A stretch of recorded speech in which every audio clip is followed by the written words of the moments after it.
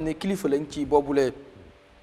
council muy Brikama Area Council teg ci itam nag ñëw ba ci Jabu Coast Road ba tey bokk ci West Coast Region waaye jógee nañ foofee dem ca Serekunda xool itam nu marché ba mel mu bokk ci KMC laal tamit Latrikunda waxtaan itam kilifay KMC yi yooyu ponk les na mën ak waxtaane waaye laata ñu koy waxtaane dina am vidéo boo xam ne dinañu ko digtal mbokk yi ñu seetaan ko su ko defee nañu waxtaan waaye ci loolu yi am na it segment bu bees boo xam ne dafa bokk ci programme bi loo xam ne suñuy panélistes yi ku ci nekk dafay joxe commentam ci rek boobule segment mu jëm rek ci loo xam ne des ñu ko fi waxtaane bokk na ci njeexital li dinañ dugg ci loolu yi Madi Jobaati am na laaj wala sax am na kàddu yu mu yëkkati jëmee ko ci njiiti réew mi Adama Barrow ak ki nga xam ne mooy njiital langue UDP gi di lawyer Ousainou Darboe loolu itam ci jeexital bi suñu ay panélistes dinañ ci ñam tuuti waaye umpalewu leen itam dafa am pàcc bu am solo buñ jagleel yéen ñuy seetaan mooy dañ leen di ubbil bu mu jokkoo gi ngeen daal di joxe seen gis-gis ci ni programme bi di doxee moo xam ci ponk yu ñu fi waxtaanee moo xam itam dafa am leneen loo leen bëgg a waxtaanee loo xam ne daf leen soxal ci wàllu réew mi file noonu lañ koy doxalee waaye nag di jégaluwaat bu baax ci yéex a door gi ñu ngi leen ci jégalu ndax ci ba juróom-ñeenti waxtu jotee ak léegi yëg nañ ne yéen a ngi toog seen i télé di ñu xaar kon du ñu def lu dul rek am na ab vidéo boo xam ne dinañ leen ko wan ngeen seetaan ko vidéo bi nag des ko boole lu jëm ca Brikama Market Coast Road Market Serekunda Market ak fi nga xam ne mooy ca Latrikunda Market waxtaan nañoo ak ñoom ñu ci bari nag jàmbat li mooy la ñuy wax 60% bu war a delluwaat ci ñoom mooy revenu bi nga xam ne des koy jëlee foofu muy duties yi ak li nga xam ne mooy local government act bi lu mu santaane ci 60% yoo xam ne dafa war a delluwaat ci jabi ñoom nee nañ nekkuñ di gis loolee waaye itam Brikama Area Council seen PRO bi am na ay leeral yoo xam ne def na ko ci Modou Ndiaye itam di market manager bu KMC am na ay kàddu yu mu ci yëkkati dañuy xool vidéo boobu te ñëwaat. asalaamaaleykum gër mi maa ngi lay nuyu di nuyu sa panaliste yi ak képp kuy seetaan suñu réew si jamono ji ñu toll comme ni ngeen ko gisee maa ngi Brikama Area Council ci nawet bi ñu nekk ak ndox bi jafe-jafe yi waa marché bi di jànkuwanteel ñu fas yéene doxantu ci yenn marché yu bokk si Brikama Area Council yi si mel ni Brikama Market bi ak Coast Road fu mu nekk nii nag ñu ngi Brikama fas yéene dugg ci biir marché bi waxtaan ak ñi nekk ci marché bi ni ñuy dundee marché bi ak nawet bi ak bu ñu fa jógee dinañ dugg tamit ci biir council bi waxtaan ci ñeena ñu bokk ci council bi ñu wax ñu lan la seen xalaat demee ak li waa marché bi wax maanaam ñuy jaay ci biir marché bi ni ñuy dundee marché bi waa council bi tamit kilifa yi ci nekk dinañ wax ak ñun foofu noonu buñ ci paree nag ñu dellusiwaat ak yéen. ñu marché o de kola yaabe janne de inya fayja bini jam fo Serekunda nte wakatu yayolo jan do male be sirin jan nte fanka bonon Serekunda bari dula bele be halkirin imanta dadar tekeri dula man dada be nyina kono yala nyuwom Kurang wolte ede ko inata nyini nditol nyim fam bason kan ka wala kay ko Bojang ndaka bo Serekunda bara be kili di sem itata dawda no ko wala taraji imanta do ko wala mbali to do ko wala je dula to tar mol be le juuti jola nyi juube yala nyim manke jati kende yati nyim mambete ya nyi juube ba ndu nyimu do mo rolte yala man nice amanke man sakundati de kantu man sakunda man maraja même marta ja opposition na marta nyimbali tole wala nyanta ka mais in fenko council men tarta ja womo opposition no wala nyanta ka wala nyanta ka nyin doku nyi manke man sakunda la doku juuti men ka joni banku kan jan juuti ni juuti la ko do nyi nyanta doku la wala bara manke ko comme man sakunda fana la lodula ba fayel ya understand nyin council la doku wala na juuti nkajo pour yenna dulal dada bari na juuti ka dun dame maaje infide muso musko juuti lejo wo juuti mom juuti hani dalas mo wo mu jelleti han dalas wo mo million wo mu jelleti sako 10 dalas iba jole la hajo man jaar tilim bi de ñu ngi koy yëg ñu ngi yëg tilim bu baax waaw ndax man se Brikama moom foo ko gis mu ngi tilim rek waaw foo jaar mu ngi tilim li may gis mooy ci juuti bi council ndax njiit bi mën naa am nekk ci njiit bi ndax nit boo amulee doole tam si gannaaw mënoo def dara waaye foog naa ne council bi tam ci la bokk ndax moom moo yor suñu doole waaw ñun de bu ñuy wax si council yi la ñuy wax waaw moom la ñuy fay juuti boor bu sedd dañ doon fay juróom dërëm waaye léegi ñu ñëw ñu ne fukki dërëm daaw beneen nag gisaguñu lu ñu wax sansé dëgg-dëgg buñ ko gisante moo xanaa ne moo xam naa ne loolu bu fekkee mu ngi duggaat si marché bi ndox waru fee taxaw ci yoon ak mbalit bi taxawaalu fii du yoon de wala mbalit bi yaakaar naa gis ngeen foofu ndax foofu ngeen jaar dëgg-dëgg ñun moom gisuñ ci suñu bopp moom ci dëgg-dëgg rek mbalit bi moom gars yi dañoo seetaan trop. li ñu mën a wax ci council bi ndax council moo jiite marché bi ñun loolu la ñu xam council bi normalement moom moo war a lijjante mbalit bi ak yu ni mel waaw xam nga nguur moom mënul nekk fépp fenn fu nekk am na ko fa nekkal ñi nekk ci marché bi ñoo war a lijjante li nekk ci marché bi fii waaw. waaw ñun moom ñu ngi koy dundee dafa métti lool sista marché bi salte na ñu ngi fay juuti di fay taxi man maa ngi nii damay andi chicken waaye su ma ñëwee fu mu toll nii du ma am fu ma ko mën a wàccee si marché foog ma dem ba Kassul ma wàccee ko Kassul ma fay ay pousse-pousse karto mu ne tendalas ñu ñëw andi ko ba fii. laas tey Brikama lu mu dugal ci xaalis is too much boo see Brikama depuis fii ba Kallaaji nga toon ba ay Sinteti Kampasa Kam Mamadou Wasado bi fii nga jóge foofu nga dem ba fii ba Katong ba Sénégambia Brikama lu mu dee kolak ci naamo is too much waaye dëkk bi xoolal nu mu mel ni every year day gën a yokku ñun liñ bëggoon mooy ku nekk fii nii na fexe mu ànd ak gox mel bi ñu bokk ndey ak bàyyi ñu jàppalante dëkk kenn nit du ko mën a defar kenn nit du mën a defar dëkk bi de billahi wallahi taala Gambia ñun suñu bopp ñoo war a xam ne Gambia ñun ñoo ko moom kenn du jóge Sénégal kenn du jóge Europe kenn du jóge Guinée ñoo defar Gambia. Thank you very much. waa dëgg la ñun dañ nekk institution bi nga xam ne duñ dee daw suñu responsibility wante leena moo leer mooy bu ñu waxee ne council is not playing back the 60% loolu noonu dafa nekk li nga xam ne d'accord ma si because boo xoolee it's like council suñ service bi nekkut si market bi rek la am we have yeneen commitment elsewhere and not only Brikama boo xoolee Brikama area council our coverage is one of the widest and the biggest so ñu nekk si market bi buñ conclude ne council nekkuñ di plow back 60% of the revenue that is something that I have to contest to waa dëgg la soo ñëwee si biir marché bi during rainy season si nawet yeah, to be honest dañ dee encounter a lot of challenges beneen challenge bi mooy li nga wax ni mooy the stagnation of waters elsewhere basically we cannot say no to this is the reality lii moo am si biir Brikama market bi ak yeneen marché yi yu nekk si juridiction wante boo xoolee bu baax da ngaa gis ne this is natural council war na jël taxawaayam waa nekkut ne dañ ko bañ a jël ñu ngi koo jël Brikama boo xoolee si biir marché bi fii it's lack the basic infrastructural this thing to carry out water when it rains and council study nañ loolu te we are really working towards putting something lasting in the market so that bu tawee rek after taw bi rek ndox bi dafa dem in maybe 1 hour or 30 minutes then people can start getting into the market freely waaye before then ba léegi council mu ngi si def ñu ngi jël suñ taxawaay lu ñu dee def mooy léegi su tawee nii maanaam boo leen demee si kanam tuuti lu yaagut noonu rek da ngaa fekk suñ staff si councilor si ak septic tank there are strategic locations that we target when it rains suñ septic tank bi dafa dem foofu di xëccal ndox foofu pour nit ñi mën a def seen soxla yi si biir marché bi loolu yëpp stratégie la nekkul ne it's a sustainable strategy but that is an emergency we cannot sit to say no we don't have that capacity, we don't have that ability, therefore we cannot do this. But those are measures, temporal measures, just to make sure nit ñi mën a def seen soxla su tawee.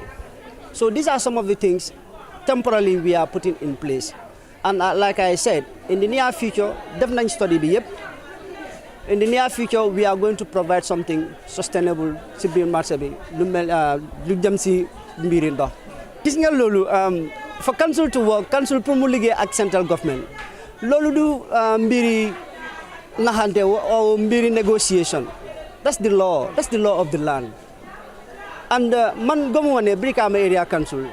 dafa bañ liggéey ak nguur bi, because this is a law. It's not an option, it's an obligation, because all councils are subject to the central government. So manam ñooñu, because it's like everyone with your opinion, you understand? Yes, you can feel okay, Brikama Area Council, you know, they are reluctant, they are insisting, or they are resisting to work with the central government. But that is not the reality. The reality is there is a law that says councils are subjects of the central government. You understand? So if that is the obligation, come on, why should we not work with the central government? Because we know that if you don't work with the central government, there are certain things we cannot have. But it's like giving this narrative that Brikama Area Council are in conflict or are in war with Tahawal. Given this narrative that Brikama Area Council is in tussle, is in blah blah with the central government, it's not the reality. That's not the reality. It's like the central government also, by law, is obliged to do certain services to the council, irrespective of whosoever the leader is. That is your obligation. Like in the Local Government Act, every year, central government should subsidize the councils 25% of their development fund. Manam, Bude Brikama Area Council, dafa xayma like 50 million as development fund for 2024. The 25% of that 50 million bi, central government moko wara jox Brikama Area Council pour motali sen liggéey bi. Yang ma understand? Ak lu mel nonu, nekut na ben provision la. There is another provision that says the council should give equalization grant to the councils. You understand? So that equalization grant, sometimes the central government decide. Some previously they will give like 2 million to all councils. You understand? So the issue of councils, Brikama Area vendors or public, appealing to Brikama Area Council to work with the central government is a non-starter. Brikama Area Council is working with the government. You understand? And then you continue the waxtaan government, the liggéey ak government. Wante ma leeral benn gis nga subvention boobu nekkut di ñëw. Equalization grant bi ren gisaguñ ko. Even though we have an information that our line ministry is working towards,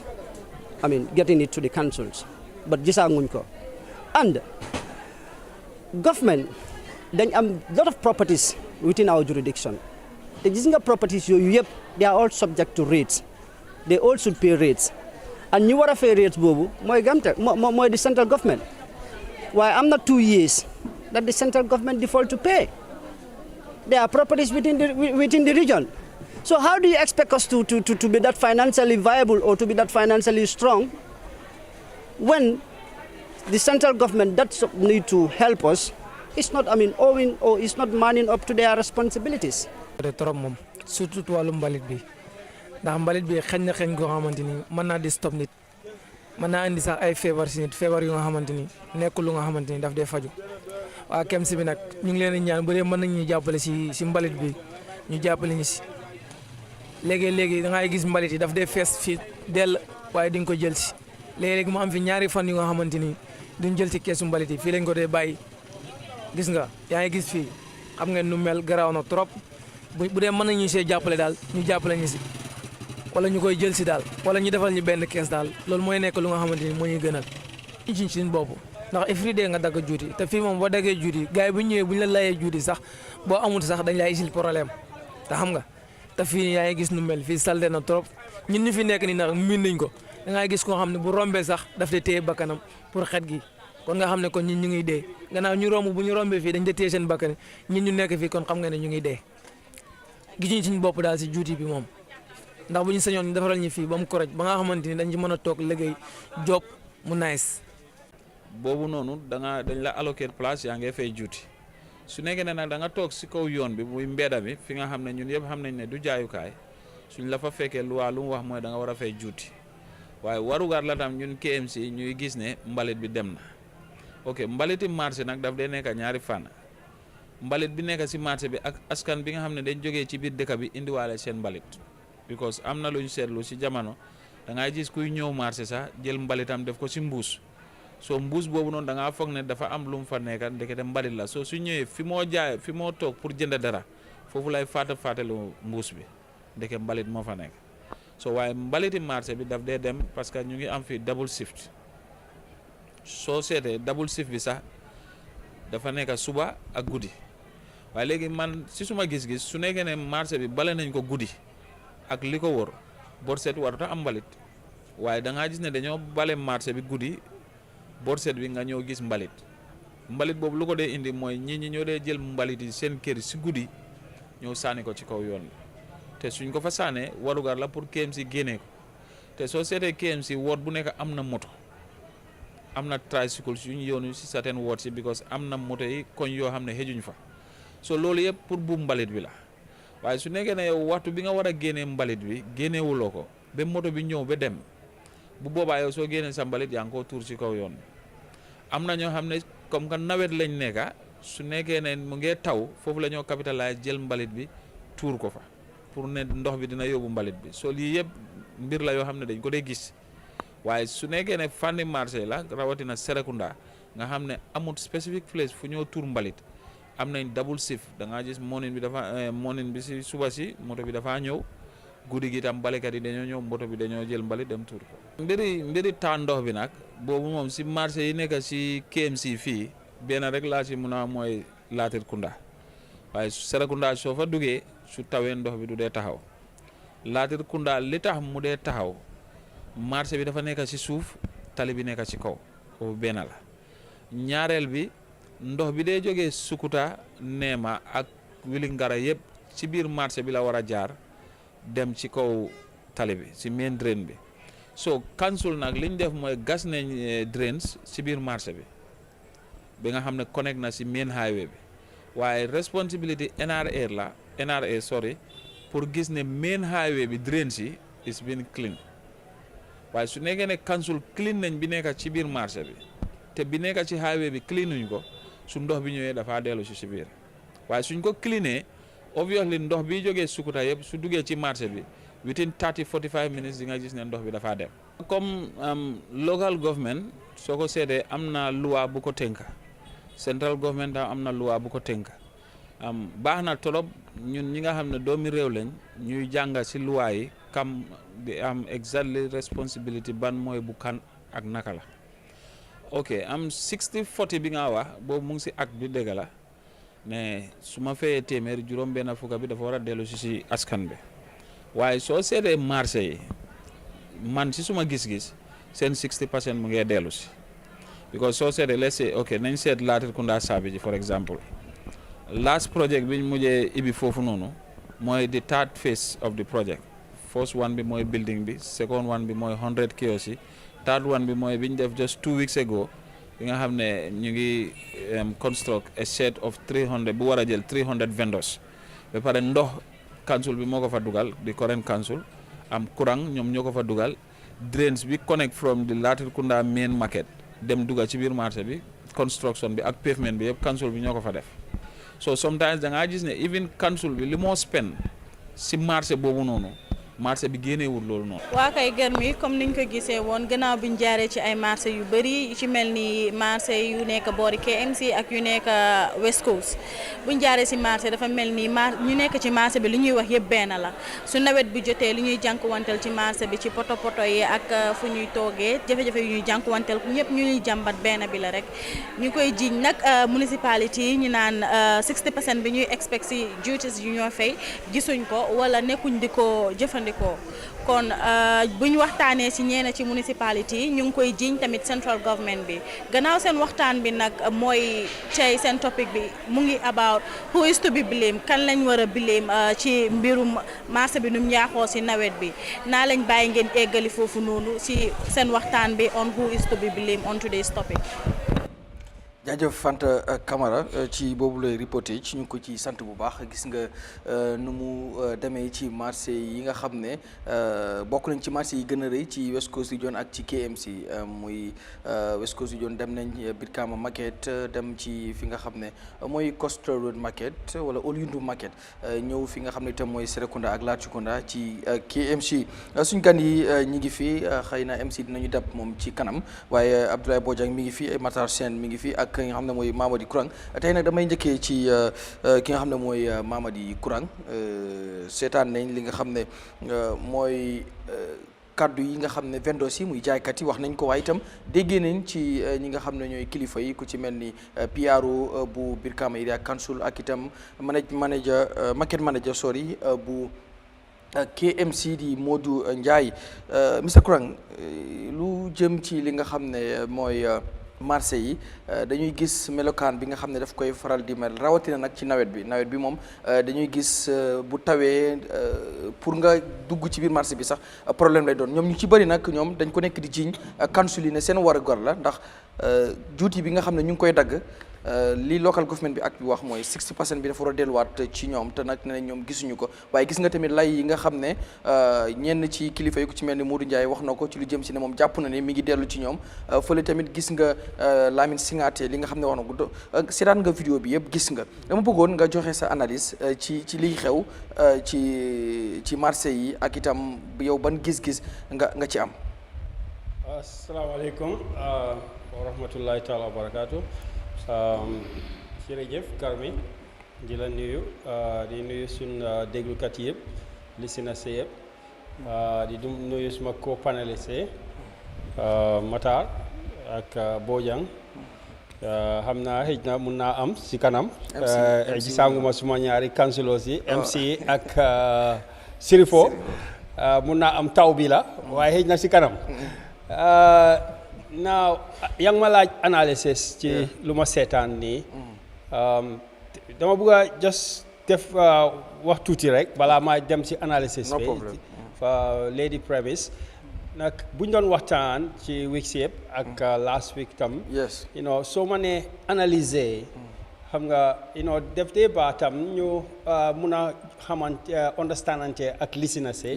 lan mooy analyser su ma la ne analysal lan mooy analysal parce que dafa différence ak define wala explain soo ma ne analysal boobu scientific method moo fa dee dox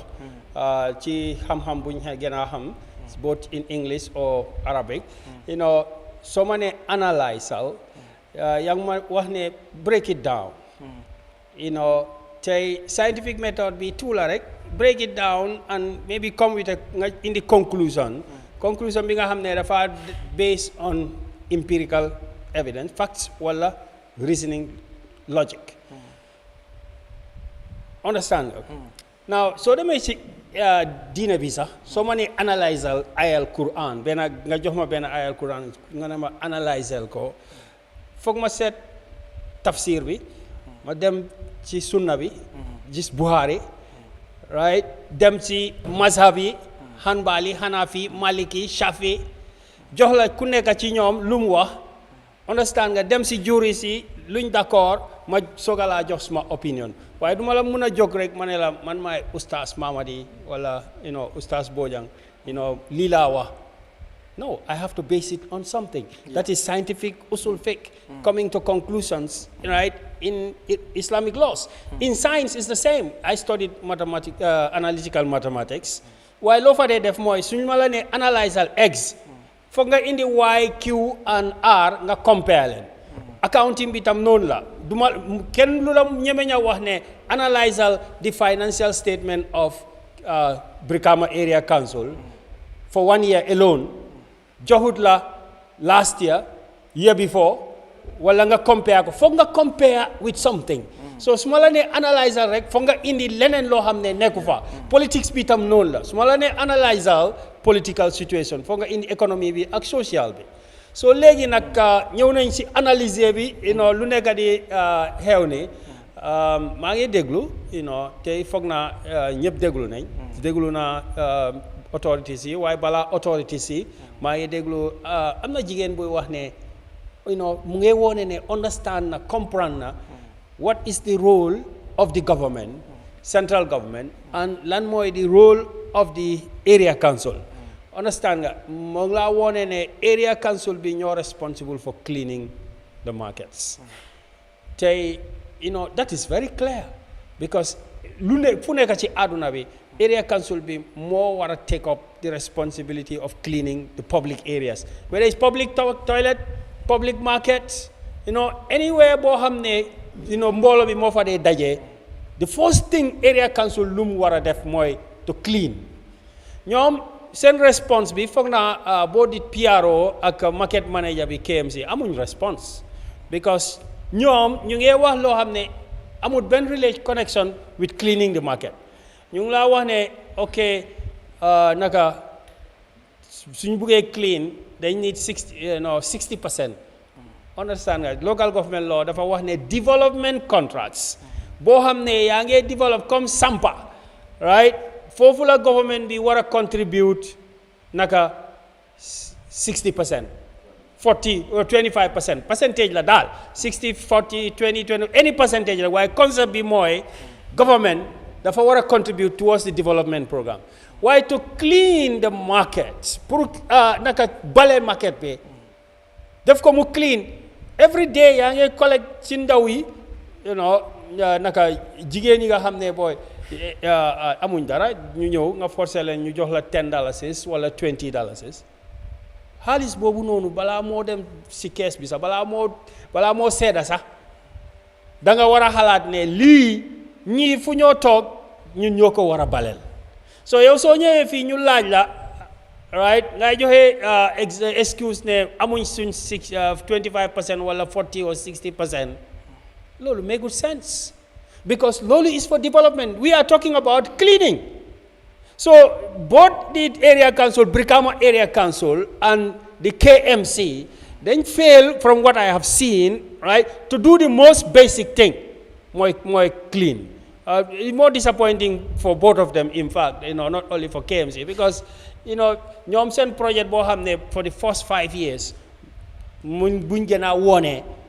mooy mbalit. So never project nga spend for hundreds of millions nga ne mbalit project ba pare ba tey the most basic thing in the council nit a ngi ko jooy mooy clean it. Yow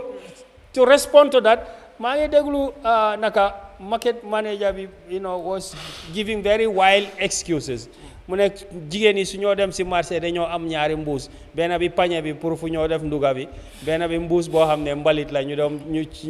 indi ko waaye loolu mus ma koo dégg la that's too wild man, that's weird right. Dafa bëgg a wax ne ku nekk kaalaaj yi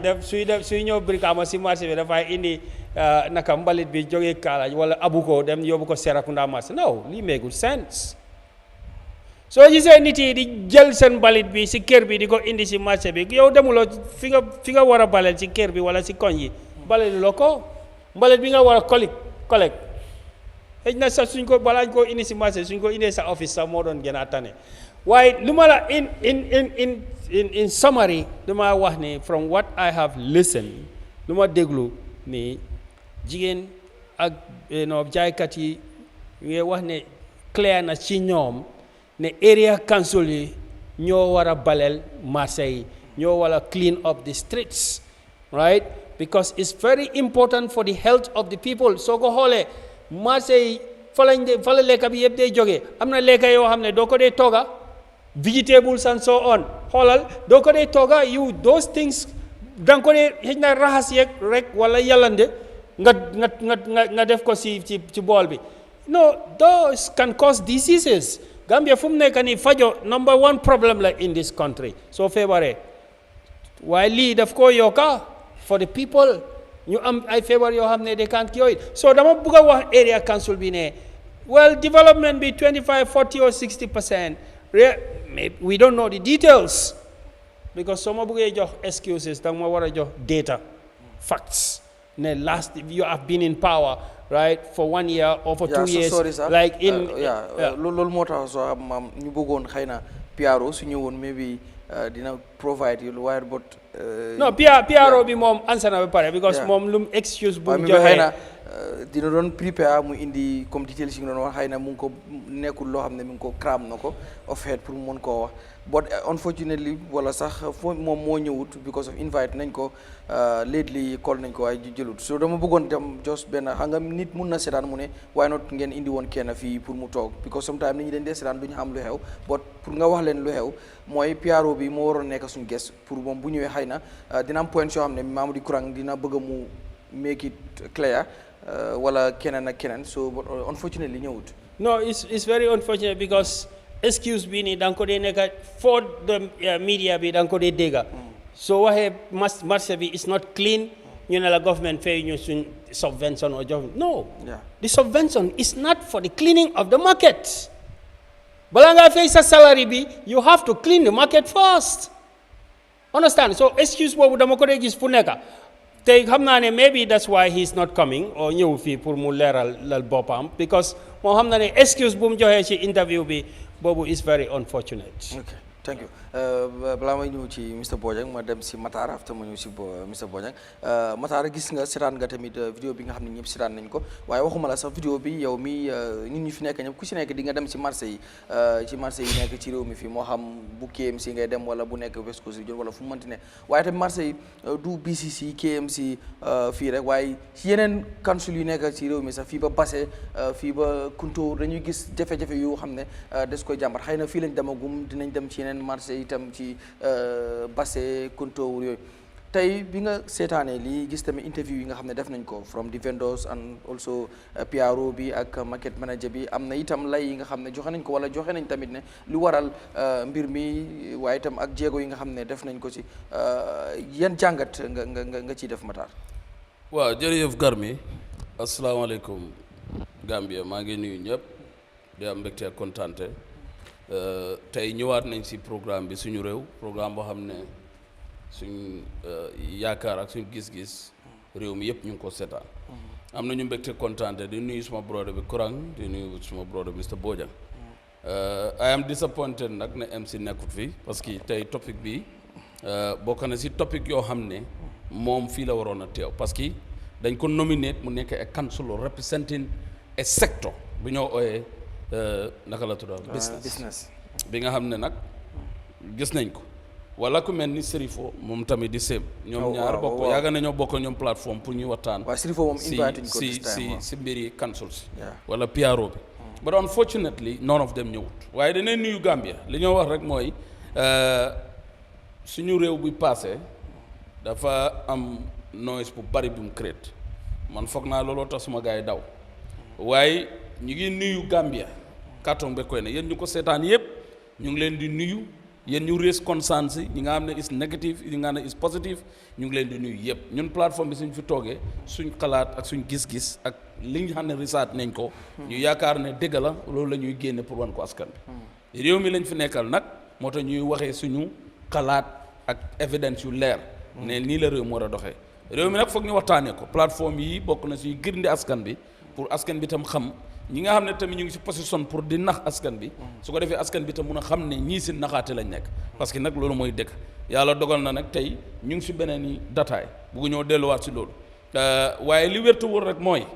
I am even disappointed ñi nga fi interview Mot Ndiaye I know him very well is a brother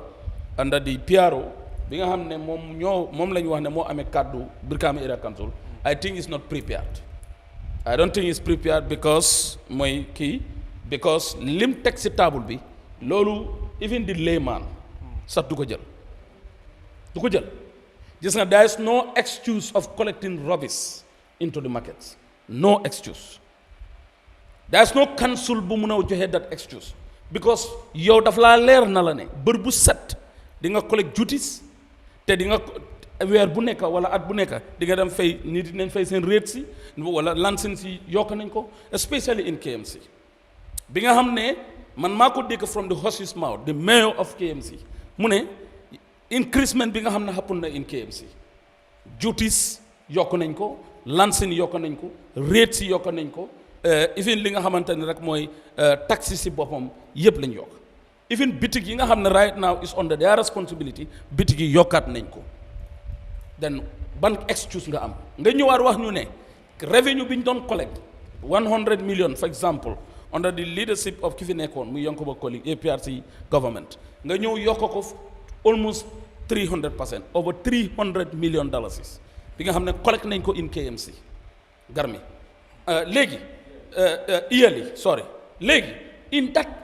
amount of money ban lan nga applied back to the Gambian people foog naa Kurang mu ngi doon try pour establish de faram-fàcce li nga xam ne moom la gars yi di wax ñi nekk si vendors yi li ñoo explain moo tax ma ne Gambia people are trying to be aware ñoom ñu ngi wane ne tax li ñuy fay nguur bu fekk nguur gi ñu ooyee local government dafa am ñaari nguur yu am local ak central government su fekkee ne marché bi central government mu ngi faa dem di collect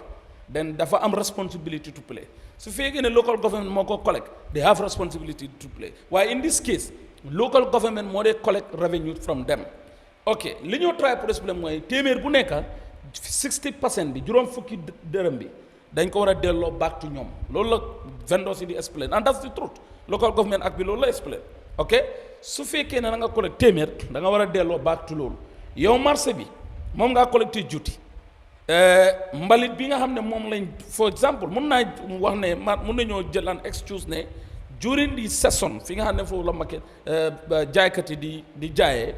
that period of time xëy na doo mun a collect mbalit waaye bu ñu jaayee ba pare ñu paak ñu dem marché bi dana am period boo xam ne is going to be closed that is the period that they can use ñoom ñu collect all those rubbish ñu yóbbu ko nga xam ne di following day nit ñi duñ ko fi fekka xam nga yooyu soo ko amee den su boobaa duñ am ay tumboo mooy ay sax yu génn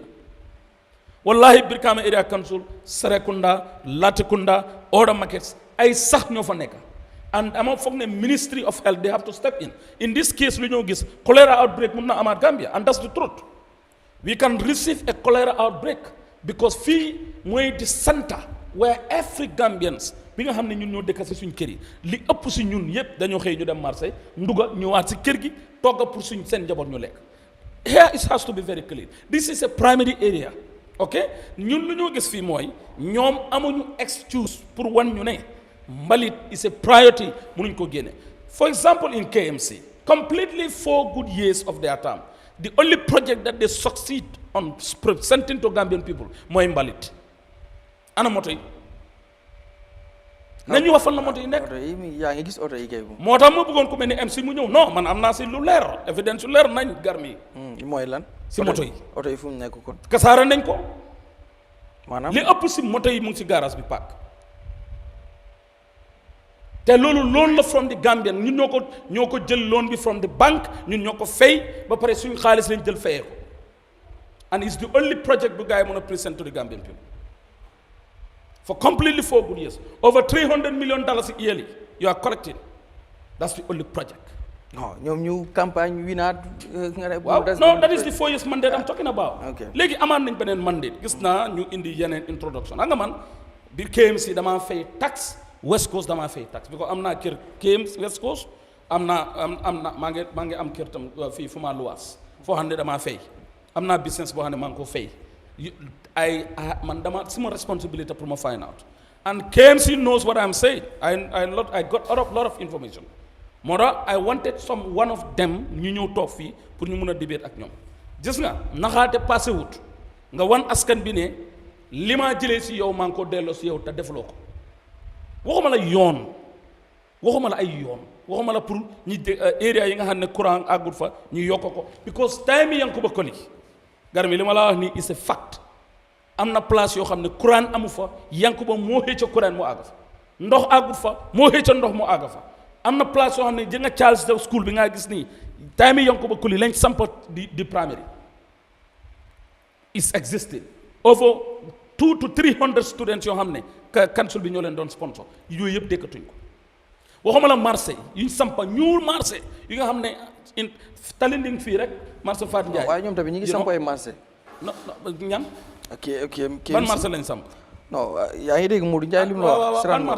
marché dama bëggoon nga invité ma Modou Ndiaye wala keneen mu wax ma marché bu ñu samp ak marché bi ñu sampa ak marché bi ñu renouvelé bi Serekunda lakkee Latrikunda marché bii ñuy wax leet maye bu fi nekkoon Yankuba Colley moo ko samp marché Fat Ndiaye bi nekk Talinding Yanks moo jënd laan bi waaye kan si kan lañ ko tabaxee xam nga government wala mbiru kii moom dafay wéy rek. am talking about council mën naa laa jox over 15 projects yoo xam ne under their leadership lañ ko def. As of now, ñoom ñoo war a detail out the projects that they put on that they establish in the Gambian people. Why the revenue that we are collecting, where is the revenue going? Look at what the mess bi nga xam ne moo happen at the Commission of Inquiry. Li local government bi di operating. Mel ni sabar gu tas. Mel ni kër gu amul kilifa. Yi nga gis yeneen area yi mayor bi wala chairman baa ngee daw responsibility. CEO bi mu mel ni nekkul fa. Finance director bi kenn amut. waxuma la ay kaasiya sax pàccaxoo bi nekk xaalisi askan bi ñuy pasare xaalisi askan bi ñu jël di ko caaxaanee ñoom dañu waroon a toog fi ñu wax ak Gambien si lu leer but unfortunately it's not happening. They are running away from their responsibility. ñoom ñoo waroon a toog fii pour jàkkaarloo Gambien si because this topic of discussion bokk na si basic things si li tax réew mi mënut a dox central and local government fonction bi moo des soo demee in si federal road si is responsible by the councils. Ban federal road lañ fi defal. Gis nga projet bi. biñ launch bu yàggut. moom waaw projet bi ñu launch boo xam ne. daf la war a jël 3 to 4 years fekk sa mandate bi jeex na. projet bi is pre-finance. for la projet bi nu mu toll noonu tamit. mag mi waaw ñun understand nañ projet bi understand nañ fekk mandate am jeex na projet yi 3 to 4 years moom lañ launch boo xam ne amuñ xaalis is pre-finance. waaw loolu dañ koy gis even si central government bi saa mi ngi wax waxi. léegi ana million suñu liggéeyoo. non xam nga duñ jël luñ liggéey yëpp def ko si benn projet. léegi si fan nañ ko dugal. yow mën nga maa wan benn. non du man maa la ko war a wan. waaw léegi ñoom moo tax ma ne dañu waroon a toog fii pour ñu waxtaan ak. waaw ñun try nañ loolu. unfortunately nag li maa wax jaaykat yi nekk si marché bi balaa maa ñëw si président bi himself président Adama Barrow. waaw nga daanelee foofu. jaaykat yi nekk si marché bi seen responsibility xam ngeen ko. li leen cër bi leen loi may xam ngeen ko gis nga ñii leen ñëw di collecte si mbalit di collecte si rate ak taxe yéen suñ ñëwaatu baag li ngeen soxla pour ñu defal leen ko bu leen fay dara toog leen fu ngeen toog parce que nag gis naa ko. Matarr loolu ëpp na gis naa ko costoro may ma. non waaye loolu ëpp na loolu moom bu leen ko wax. non man loolu laay wax. man loolu laay wax. non loolu ëpp na bu leen costoro gis naa ko fa jaaykat yi ñu ngi jooy wallahi kenn du xuus ndox moom pour dem jënd si ñoom. billahi wallahi taala ñooy duñ jaay garmi des du trop fan la ñoo jaay foo xam ne yoon nekkul fa pour nga dem àgga te ñoom ñuy collect duties dineen sol seen dàll yi xuus ndox mi dem si ñoom collect duties si ñoom waaye ñoom benn customer du mun a jàll pour dem si ñoom ñu jaay leen kan moo war a responsible drainage boobu. thank you Matarr. central government président Adama Barrow ak nguuram jog leen ngeen jël seen matuwaay dugg si biir marché yi ngir yàlla ak yonent yi even dañoo uti a task force from the service from people from the security sector ñu jël réew mi joxe 2 wala 3 days public holiday ñu xëy suba ba ngoon dugg si marché yi clé marché yi clé yoon yi dëkk bi mun a set mbalit ak tilim bi nekk si réew mi mu génn lu ko mooy wallahi dañu leen am choléra outbreak in this country. jaajëf dinaa ñëwaat ci yow Matarr Mr Bojang daanaka benn question la rek mooy sa analyse ci li nga seetaan gis ko waaye itam du ñàkk yow miy jaaree boori Costa Road nga gis marché yu ñu mel wala yeneen ci réew mi nga gis askan wi tamit dañ koy jooy ci ne marché yi dafa waaye problème bi mooy blame bi dafa mel ni dañ ko ñaar am na ñuy blame central government bi am na ñuy blame local government waaye fii boo xoolee vendors ñoom si seen bopp ñoom ñoo waxal seen bopp ne council bi ci boppam moo war a jël responsabilité am ngir mbalit yi fa nekk ngir mu jëlee ko fa ak tamit ndox mi nga xam dañ ko fay gis ci ay at bu tawee foofu tey ban jàngat nga ciy def. jërëjëf maa ngi nuyu ñëpp and maa ngi say dañ salte la dégg dañ salte and dëkk bi sometimes da nga dee soona waxtaanee ko parce que te soo waxtaanee boppa bi ëllëg nga dem si tànk bi nga gis tànk bi ni mu néewee mu yaawu benn you don't understand but to be frank with you the local government are supposed to do this job ñoo war a def liggéey bi and comme suma brother yi nuñ wax maa ngi leen ay nuyu they gave very honest opinions dëkk bi naxaate bi passé na léegi comme the two of them ñu nga xam ne ñoo leen njëkk a déglu mooy Modou Ndiaye ak Singate you know. You cannot be all the time percentage 60, percentage 60. That percentage, as rightly mentioned, is not for cleaning the market. It's for development projects. And I don't expect that that money should go for cleaning the markets. But council, let's say you have 10,000 vendors in the entire West Coast. So that 10,000 vendors, everybody in 30 days you are paying $10. Each is 300. 300 by that is around 36 million. That is only new FA $10. What about the other people in new FA business trade license? 36 million. So 10,000 vendors now in a year. So everybody is paying 300. You know, and so it means them na nyona council more on a joke. They should really do their job. And this is also a public health hazard because nini come you know suma boda en luñu wa nini fofu la ñu jëndé so sune setut li nga jënd setut is a public health concern, a serious one for that matter. So I think the relevant authorities, Ministry of Health, should also engage council to let them know that this is really something that they really need to work on. You have virtually 8 months, because I don't think we have 6 months rain now. 8 months for you to look at this properly. Some of these problems bring amat. Because these problems should be, occurring or reoccurring. Every year, in and out, problem in the. So we need to really work on this, to be frank with you. But I think one of the reasons why councils are having problem is because they are not properly working with ward development committees and village development committees. For example, all 3 months to rainy season. You call your market managers, you call the VDC chairman, you call the MP, you call all other people that are stakeholders. Take them a survey, take them a plan. Rents are coming. These are the problems. The new council study bill and find out. Legi nak suñ planning unit safara yi lañ bëgga def waye dañ bëgga déglu yeen tamit ñu mëna mayante idea what can we do together bobu dina dimbale council da nga gis businessman sa ku gis mu ne comme que council man de mëna la jot 10,000 play la. So you can come and say, okay, ñena nek ñu ñoo nek di dund fi ñu ñoo nek di amé marché bi ñu ñoy def suñu sholay ñun yépp fi lañ amé xaliss sampa suñu kër set def lu ne légui nak we want to have a play légui nak ñun li moy suñu plan and everybody is involved. Da ngay gis ne you'll be able to raise more money, not only money, but you'll also be able to get what? Ideas. Deka lu ko yobbu moy idea. Mun nga am xaliss but idea bi su ko rek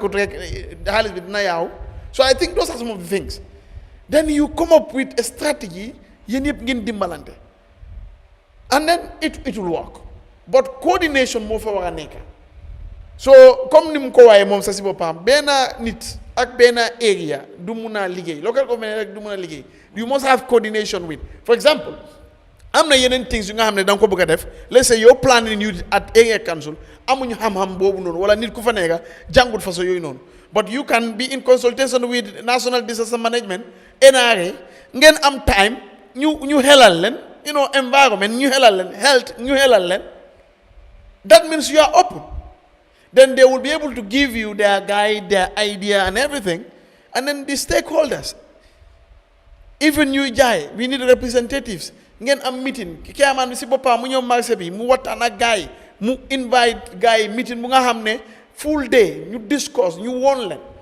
That is going to help. You'll get the ideas, you'll get people who will donate you free of charge, and you will be able to, get what you need as far as these problems in the market are concerned. To be honestly, come more again, honestly, more again. And you have people, they buying them market. They want to buy once only because it's not easy. It's a problem. I think councils have failed. That's the honest truth. This, I will spare President Barrow. even though I think the president and his government should do much regarding this. Sometimes you have the power, someone else sa chairman bi wala sa mayor bi oko sa office nga ne ko lii ak lii mu ngee xew dëkk bi ñoo ko moom man maay njiit yow sa area la waaye nag man lii dama foog lii ak nii but sometimes you don't see some of these things happening. Su ne ñu ngi laay xee for example yow njiit nga ñu nekk sagoon ñu ngi laay xee sometimes show them that I am mature, show them that man dëkk bi moo ma jël lu ne. Call them, try to give them ideas, discuss with them what their problems are. Even the concept, because most people have the concept, especially with becoming Americans, they think, chairman, the opinion of people that actually talk to me, he is a good leader, but he's very confrontational. You know, so I think all these things mun nañ ko change if that rapport mungfa, that openness mungfa, nga involve the local people, nga whole. Look at even the theft at Costa Road. You have people within the market, ñu nga xam ne ñu ngi am idea bu nga xam ne the theft that is there, they can clear it. But they are not being heard. No opportunity for them to be heard. But some of these consultative things, nga work with your ward committees, work with your village development committees, they will give you better idea. But then, fuma buga Daniel Moy, problem bi nekut Yankuba moko create, daf ko feka. Nekut ne Talib moko create, daf ko feka. Why Luther is because our planning units and our planning sector in this country is a big failure. Depuis time Jawara. Legi nak yaa ngi gis development mu ngay dem Bori Foñi for example, Bori Ñoomi for example. What plan is there to make sure luy xew fii nii xewut foofu noonu?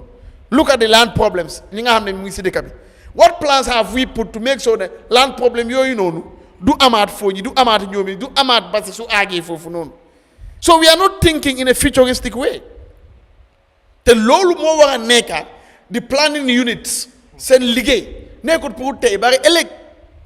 ñu xool. So this is what we want to avoid. When we have markets like this in Buyam, we don't want these things to repeat. When we have these markets in Sankule Kunda, in the future, in Soma, in anywhere, we don't want these things to repeat. And that means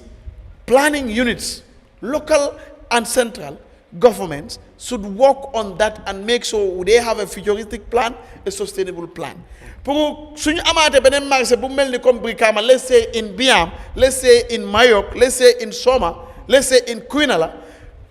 you know, difficulty ni during rainy season du amaat. Waaye ndax am nañ plan boobu noonu, so that's our advice. Waaw. dinaa ñëwaat si Mr. Kurang xam nga ci biir wax bi yaa ngi dégg ñoom si seen bopp muy vendors ñoo laaj ne dafa jot council bi ak central government ñu joxante loxo ngir ñu liggéey for the betterment of the people maanaam bëgguñu gis ñuy xiiroo ak ñaayoo waaye tamit gis nañ ne boo xoolee ci place yi gën a rëy ci réew mi opposition bi ñoo ko jiite fu ci mel ni BCC nga ñëw KMC ak West Coast Region yëpp da nga gis ne opposition bi ñoo ko nekk di jiite ñu jàpp itam gis nañ ne xëy na nguur gi bëgg bi mu bëggoon foofu noonu trop te amut ko xëy na dafay jàpp téye loxoom te gis nañ ne bu fekkee nguur gi ñu bëri dañ believe ne su nguur gi nekkul di jàppalante ak ñoom liggéey bi nga xam ne ñoom war nañ ko def dëgg-dëgg du maanaam nan nga gisee ne liggéey bi noonu la war a demee ndax yow da nga jàpp ne lii mbir mi demee ci côté opposition bi te ñuy gis ne xëy na ñàkk diggante bu ratax ci diggante local council yi ak itam central government bi moo waral ñuy gis lu mel nii ci area council yi nekk ci biir réew mi.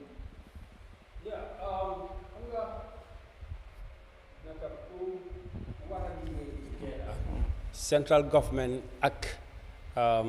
local government dafa nekk loo xam ne dafa war ku nekk ci ñoom dafa waat ne dina def liggéeyam without fear or favor so buggee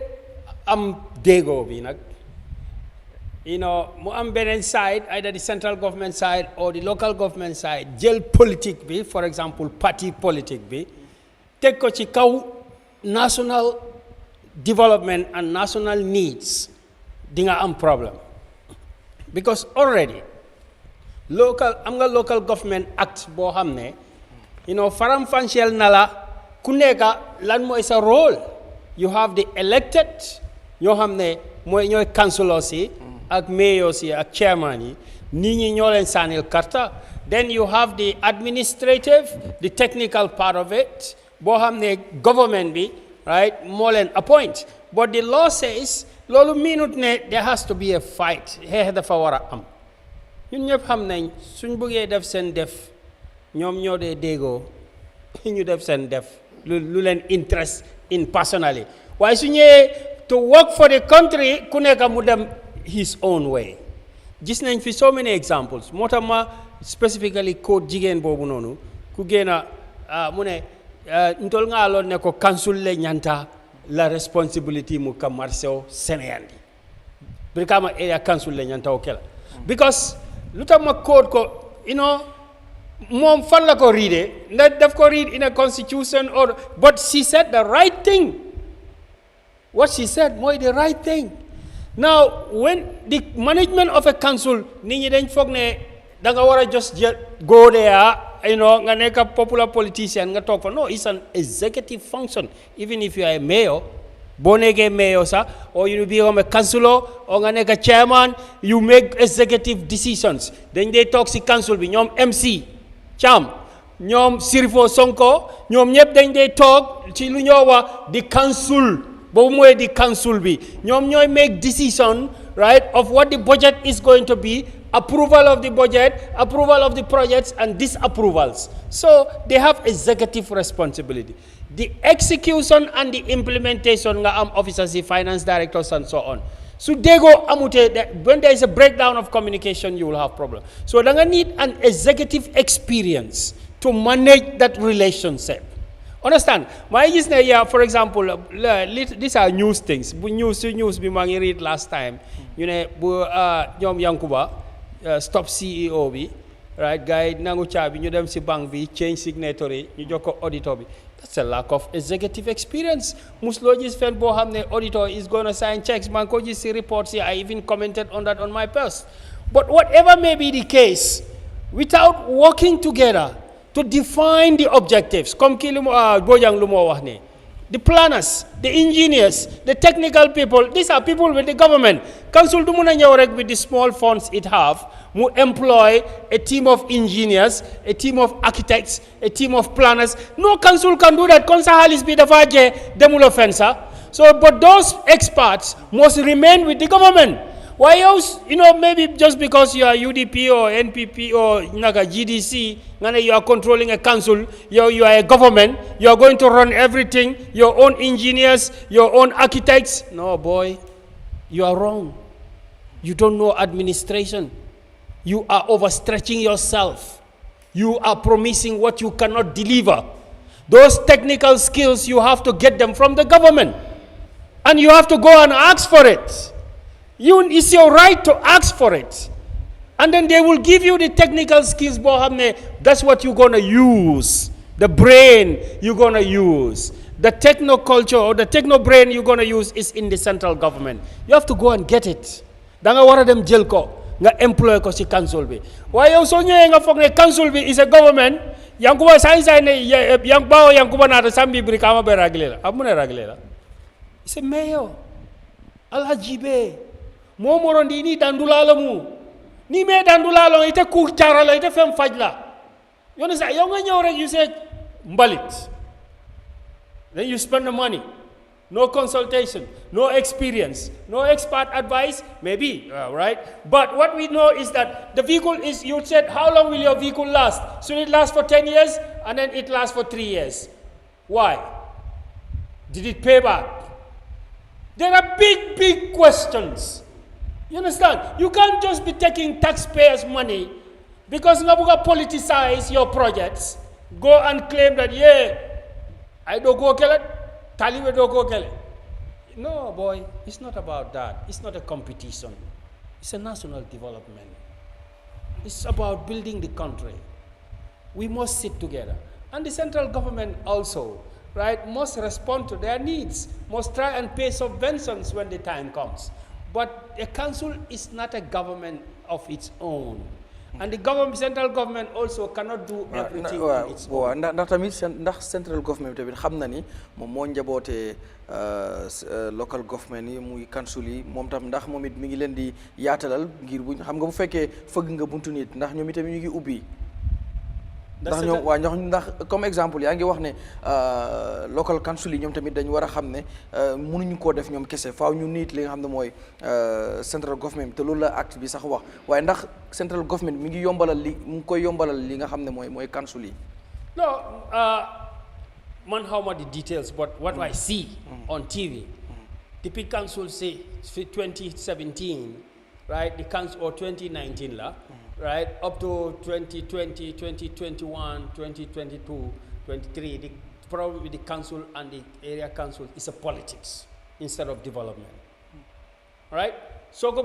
you go into details. A very commission be mobile ko Matarr, right? Moko gena follow. But what I'm saying is politicization B. Okay. Nga fogne nga mayo tomo ne mayo le binana banko na sato develop. How? Ala budget ole. Can that budget do that? So, don't politicize the issue. The development cannot be over-politicized. Yes, everything is politics in this world. But, kuneka danga am responsibility to the people. Okay. The government, the central borough government, therefore am responsibility to the people. Okay. Understand that? To cooperate with the councils and deliver. Right, to give the contribution when the time is due. Thank you. But the councils also are responsibility to the Gambians to make sure that no matter which political party you belong to, you are not there for your party. Neklosi council bin diksa party moko fa tek lolou lañ accuse fi Yankuba Koli. Understand that?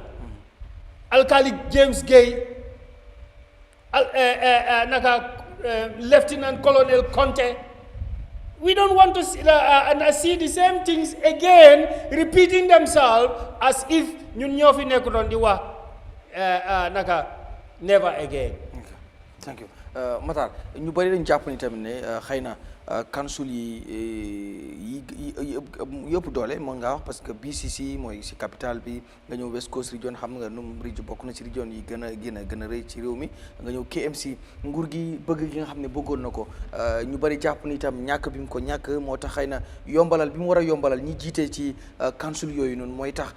du ko def moo waral tamit yenn ci ndax ñoom ñu ngi jooy ne am na lu leen lu war central government loo xam ne provision yi wala yenn ci li nga xam ne mooy acte yi ñoo ko wax waaye government bi nekkul di leen ci jàppale fooguloo tamit mbiru politique moo ci rax ba xëy na nu diggante bi waroon a rataxee ba nga gis ne askan wi dinañ ci gis seen bopp ndax at the end of the day askan wi ñoo ciy loru ndax ñoom ñuy duggaat ci biir marché yi ak ndox mi ñoo fay toog di jaay fooguloo tamit mbiru politique gàllankooru diggante bi. waaw jërëjëf Garmi loolu is an open secret ne li ëpp suñ council si fii dañ ko politicalize te council bi ñi fa nekk opposition political party ñoo fa nekk si balaa wecceeku di am 7 administrative area yi nekk Gambie yëpp opposition bi ñoo ko amee for 4 years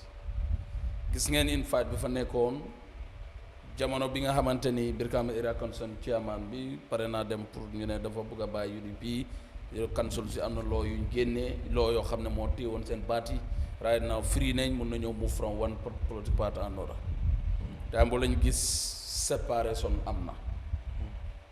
xeex bi door na council si seen boo demee across the country seen office yi yëpp connection bi and project bi government daf si boole loxoom ba tey ñoom ñëpp ñu ngi am fantastic office yoo xam ne samp nañ ko time bi Covid-19 amee am nañ information ne low pa 6 months government bi ñoo doon tekkiyaa di li nga xam ne rek mooy council si seen ay salary ay yooyu time bi Covid bi pour jàppale leen yëg nañ tamit ne am na ñeneen ñu wax ne ay $2 million si loolu lañ leen doy jox yoo xam ne yooyu fan naa in another mean la waaye di development fund bi ñoo wax ne 25% bi nga xam ne moo fa nekkoon which I learned ne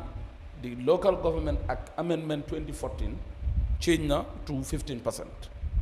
ne loolu la government war a invest into the development fund naka development project bi nga xam ne moom la gof te loolu du dee nekk wax rek tey KMC wala West Coast suñ amee project boo xam ne dañ ko cost put all the logistics yóbbul ko government su fekkee ne $1 million la project bi 15 wala 25% naa ñëw si 25% bi nga lu ëpp si Gambian si ñu ngi agiwu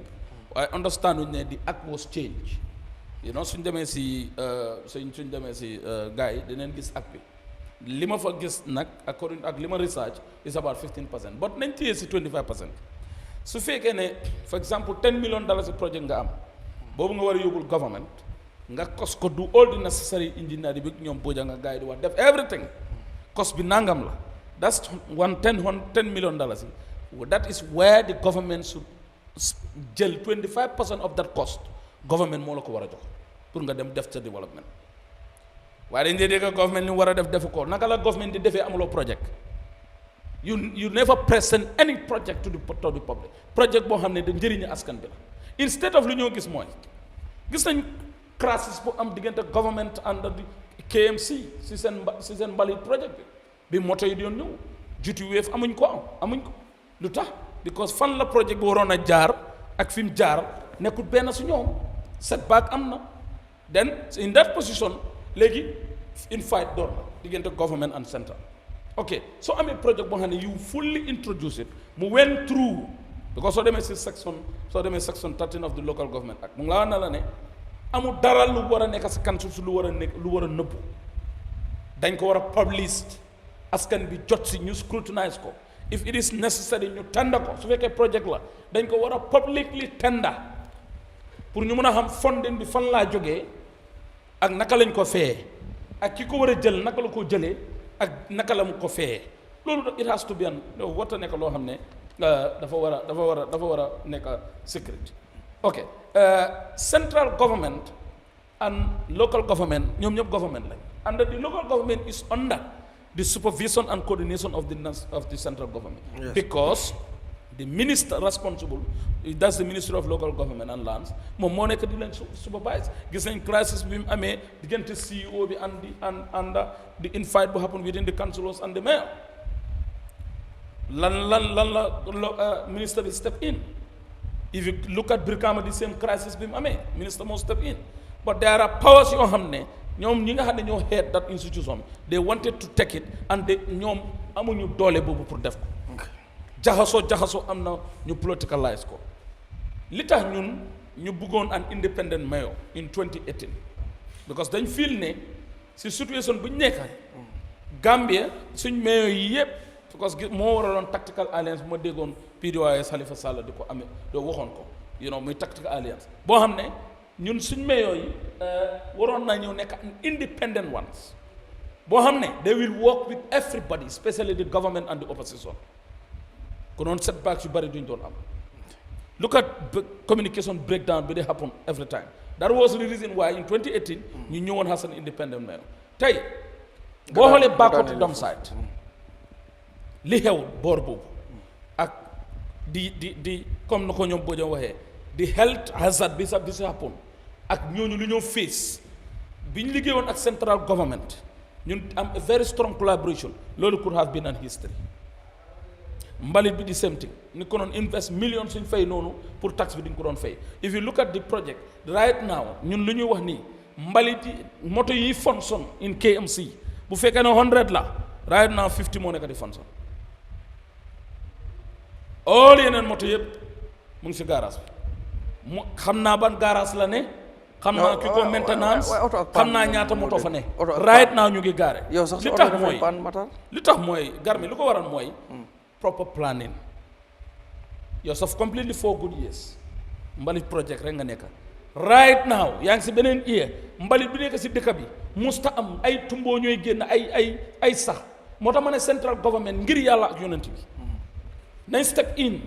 ñu all councillors yi and their mayors or chairmen ñu toog ak ñoom ñu involve all stakeholders Ministry of Health, Ministry of Environment naka under this place disaster management NRA ñoom ñëpp ñu toog ñu ut solution pour gis ne mbalit bi nekk si biir marché yi ak bi nekk si yoon yi ñu ut solution pour ñu mun ko génne otherwise dañu am problème man nag foog naa ne central government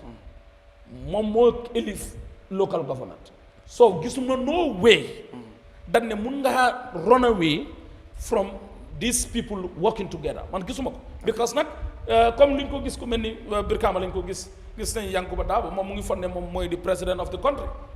every time waxtu woo di gisee mu génn rek defante la moo def jaay yooxu jaay doole forcé ni yem faa fii ni yem muta I will be president yooyu rek ngay dégg si moom dafa foog naa ne moom because gis na Ousmane Sonko ak ñoom Jamaay ñu téye leen moo tax mu foog ne moom suñ ko jàppee su fa jógee dafaa nekk président waaye duñ la jàppa because ñun suñ réew mi démocratie bi duñ la jàppa waaye nag dafa am limitation liggéey leen ngeen bàyyi forcé bi bàyyi xeex bi bàyyi xuloo bi yéen du ngeen opposition de UDP du ngeen opposition de yéen a amee local government you cannot be opposition ñun ñoo leen di fay suñ taxe ñoo leen di fay suñ naamo xoolal right now dama ko a laajte MC bu fi nekkoon ma ne ko too bi ngeen demoon tama gis Lord Mayor Talib mu dem ak yéen time boobu dafa jël liif nda jëlul liif because dégg naa right now mu ngi si liif the mayor right now gis nañ ñoom Rohey Malick Lowe ak ñoom Yankuba Dabo ñu ngi dem political congress in Spain ñu ngi bàyyi council bi is flooding ñu ngi bàyyi ndox bi si biir marché bi gis nañ fi tamit président Barrow dem dem ubbi political waaw président Barrow su ko defee keneen wax ko it's okay what I'm saying is li happen loolu laa nekk di wax in this situation yaa ngi bàyyi Brikama yëpp float na marché bi mu ngi am ay sax ñu gis la mu dem taxaw si political platform di ay traité di wane fo ngaa jiijaa de ni maa jiijaa ate wuli la fo ngaa jiijaa ebe juma la jiijaa la man sokunda mi yàlla ko is democratic elected a jiijaa ibe moo tar jande sa time Mr Bojang most of the time ñu bëri dañu gis ne politique mooy dox ci diggante council bi ak central government moo tax liggéey bi nu mu war a demee wartu demee noonu ñu bëri jàpp ne even though am nañ political difference ñii bokk nañ fii ñii bokk fële bot dañu war a xool askan wi ñu liggéey ci jàpp joxante loxo ba nga gis ne ñëpp dinañ ci gis seen bopp yow noo gisee mi ndax da nga jàpp itam ne loolu moo am ndax gis nañ ne council bi ñu fi ci mel ni KMC BCC ak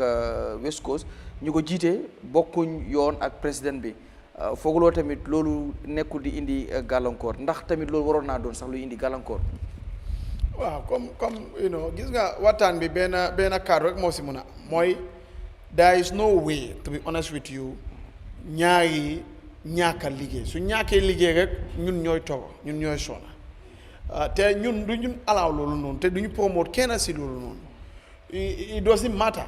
gis nga ay yellow ay green ay lu kenn xamut yëpp koolo la it is nothing yamaa jën waaye leena rek moo nga xam ne moomu is constant mooy Gambia is constant Gambians are constant te amut nguur bu fi ñëw fekkee yow you know tax du am si dëkke foog tax moo laa yóbbu so it means all the elements that are constant are there lu fa nekk dem na ñëw na mooy there is no proper coordination no proper planning and lii nag foog ma ne sax is also an issue of politics alone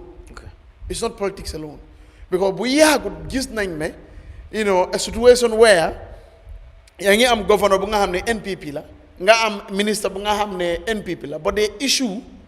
official documents appointing 1 or 2 individuals for the same capacity coordination bi is very very poor so politics daf si nekk yes but then again man dama foog ne they don't have proper channels of communication, proper channels of coordination, and they have to establish it. So you go establish it. The central government, headed by the government, by the president, should make so first you cannot do certain things without getting certain approvals, without coordination. Nekunde yo amlo dole, am ga dole. Why nak fuck confirmation approval am? Danga gis ne overlap si do am si functioni ak certain issues. Because if you are sending a wrong message, so the favor so you know. So you see politics be wow, both time and I think we should all avoid it. Whether central or local, we should all avoid it. More than man's lima folk moy, gisnga dom, local government can molenju, central government molenju. Dom su neku di tie yon bu correct. Your papa ko juk do ko de bay. No. Demal jëli ko sa doom la moom su xamul loolu noonu xamal ko ne man sa papa la doom tamit war na xam ne nu mu munti rëy foog mu am papa te papaam su fa nekka war na di consult war na di comme kii lu mu wax coordination dafa important boo amee even a beautiful idea waxtaanal ak government woon leen sa idea te loolu mooy dëgg bi du ma la mën a jox suma 25% just for the sake of 25 dama la wax a jox non sarta yi ñoo fa nekk ndax maay assume sa budget nga assume sa estimate si ak everything submit ko ñu review ko ñu xool ndaa lii is there technically su ne ñun am nañ experts yu nga xam ne ñoo la mën a dimbale we support you waaye loolu nag su ne ñëwloo si ñun yaa ngee dox comme nga ngi am sa tuuti xaalis dañ lay xoolee nii that is human nature even though I'm not promoting the government to do but that's human nature ku la war a invite dara parce que yow am nga li nga si war a def mu bàyyi la du moy la naturally da nga dee fii na ok na ko def nga toog nga seetaan ko but that is not the healthy relationship that we want as Gambians as taxpayers because loolu ñun ñoo dee sona ñii yëpp dañoo dawal seen AC seen salary di stop waaye ñun suñu access bu ñu war a am si market yi suñu économie bu nga xam ne war nañ koo def mu gën a am doole moo dee sona te ñun ñooy am sona boobu noonu so that is what I advise there has to be that coordination nañu fàtte affaire politique also the suñ ñëwut central government should initiate that is my idea because lalla central government they have the greatest burden as Gambians ñoo amee greatest burden so whatever they can do to make sure they lessen our burden as Gambians we encourage them to do it. Thank you. Amingo Hadi damay ubbi line si ma jël ñaari kolos rek dama tëjaat ko ndax dañuy jeexal ak benn comment boo xam ne bëgg naa ku ci nekk naa ko jox benn 2 wala 3 minutes mu indi si because bi comment la bëgguma ñu yàgg si lool waaye may ubbi line si ma jël ñaar ba ñetti kolos rek su ko defee ñu jégal ma ko nag ndax dañ yéex a door soo bi moo tax te 30 minutes yi moom yéen a ko moom waaye da ngeen ma koy may ma jël ñetti rek su ko defee dinaa ñëw ci benn comment waaye laata loolu bëgg naa tamit bu ñu waxtaanee xëy na indi yenn problème xëy na du ñàkk tamit solution war a am loo xam ne xëy na di nga jàpp ne lii bu ko government bi defee wu central government wala local council yi dinañ gis ne askan wi dinañ ci gis seen bopp parce que at the end of the day askan wi ñoo war a gis seen bopp muy ci central government muy ci local government because ñoom ñëpp they are here to serve the people so lan ngay xelal muy central government bi wala local government bi ci ñuy gis ne lu mel nii askan wi dinañ ci gis seen bopp pour ñu avoid ko ndax wàllu marché yu muy taa moom du ren rek comme ni nga ko waxee Talib daf ko doon ci KMC Yankuba Dabo daf ko doon West Coast Region Rahimaylu daf ko doon BCC ak ci yeneen gi dañ ko doon waaye tamit loo doonu ndax lu ñuy wax rek government moom continuité la da ngay ñëw fekk sa mbir sa nit yem fii nga yool ndax boo ko xoolee projet yu ñu fi fekkoon tamit ñoom ñoo ko ñëw launch wala ñoo ko ñëw sa inauguré fu ci mel ni Latrikunda Market xëy na projet bi nekkuloon ci time moom waaye moom biñ koy inauguré moom moo nekkoon mayo so ban advice wala xelaat nga leen di jox ci solution yoo xam ne mën nañ ko am benn bokk na si gis nga peggi yoon yi comme ñu nekk bitik yi magasin yi ay yooyu noonu man ma foog ne ñu am magasin si kaw yoon nguur bi war ne leen laa engage ak council bi yépp ñu xool soo amee diggante 5 meters yow sa magasin ak yoon bi nguur turu NRA waxtaan ak ñu moom magasin yooyu noonu ñu xool su ne sax benn concrete la wala leneen la ñu koy def in a way that dafay am gota ñu jox leen some exemption su ne tax la wala leneen da ngay gis ne diggante yow sa bitik ak yoon bu mag bi laissé taaroot bi nguur bi lu fu mu em da ngay mun a def foofu dara keneen téye beneen saay keneen téye beneen saay loolu dafay bokkal li rafetal réew mi dafay bokkal li nga xam ne suñu yoon yi dañoo over nice waaye nag nguur xëy na du mun a am doole boobu noonu bu mooy concret fu nekk wala mu def godrong fu nekk. am na ku ñuy koolee Bakaw ñu jël ko hello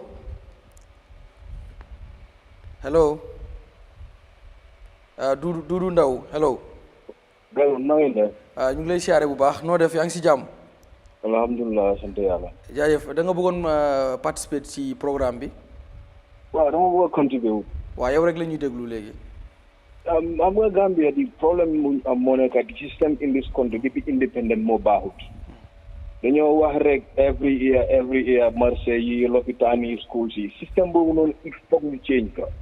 suñ ko change te di same wax la ñëwaat next year lopitaan yi baaxuñ school yi baaxuñ marché yi baaxuñ gis nga fu mu starté ñu ngi wax ne ñooy di councillors people are not seeing their tax ana the central government ana tax bu askan bi dee fay si lopitaan yi school yi public institutions yoo xam ne they have to serve the people nit yi dañ ci war a gis seen bopp askan bi gis leen boppa gis nga boo ñëw wane ne mu ne doom dafa war a laaj papaam gis nga doom nu papa bi dee doxalee noonu la doom bi tam di doxalee because papa bi lu nekka di jël si askan bi nekk ko dégg noonu nekk ko di ko investi si askan bi doom bi tam loolu la gis papa loolu tam moom tam ñoom instead di invest to the populate dañ dee invest seen boppa because ñoom seen office yi la ñoo bin jël seen boppa moto yu ees dem ay séminaires yoo xam ne dañoo fay seen boppa big allowances askan bi soxla askan bàyyi fi xaalis bi waaye ñoom ñoo ko jëriñoo. Thank you. yaa ngi understand. So in fact we change the system in this country. This country people have to be punished for doing wrong things, especially corruption. Because soo ko waxee dañoo wane foo ko gisee ñëpp a ngi gis it's broad daylight, it's in the open. Noobu wut sax it's central government, local government. Central government pare duñ fi si time Covid bi ñaata ambulances at the airport and where is those ambulances? Man foogoon naa ne nit yi dañ doon toog seen kër ñu call ambulance ñu jël si leen. anam this is the trouble in this country. Gambia dafa amee. Thank you Dudu Ndaw moom itam woote na joxe xalaatam am na foo nekkoon nga waaw mooy comme suñu defee loolu noonu su ne balaa ñu joola building permit ay yooyu noonu am na ñu nekk si dëkk bi ñu nga xam ne am nañ means am nañ di way nguur rek moo war a ubbil channels pour waxtaan ak gars yi su ñooy tabasa si seen plan si ñu ko boolee fa NRA jox leen di technical advice bi ko ñoo xam ok fii ni nga ko defee ñu jox leen design ñu dimbale leen su ne sax dañ koy offset si seen maybe seen rent bi wala leneen da ngay gis ne yoon bi fu mu em ku moom magasin bi am na nu mooy demee moom moo koy rafetal costa wu yëpp dafa nekk di same style nekku ne yow lu la ne non am na standard bu ñoo lifin da ngay yoon bi fu mu em sax am na ku koy mutalee da ngay gis ne su tawee sax ay poto yi nii ay lu kenn xamul sax du am loolu bokk na si li ma foog ne is a solution waaw su ne coordination daf si am ñu borom magasin ñu am doole at least su ne yow borom magasin nga yaa ngi si kaw yoon waaye amuloo doole nguur mun naa laa dimbale den ñu génnee ko si yow sa loué bi ay yooyu noonu all those things are possible things. ok Matarr lan nga war a foog ne mooy solution bi pour ñu gis ne mën nañu am ay effectif baal ma jël kola bi su ko defee nga ñëw comme dugg na ba pare am na ku ñuy kool tamit ñu jël ko hello Alpha Ba mu ngi ñuy koolee ba ñoomi hello Alpha Alpha ñu ngi lay nuyu noo def allo yes yow rek la ñuy déglu noo def yaa ngi si jàmm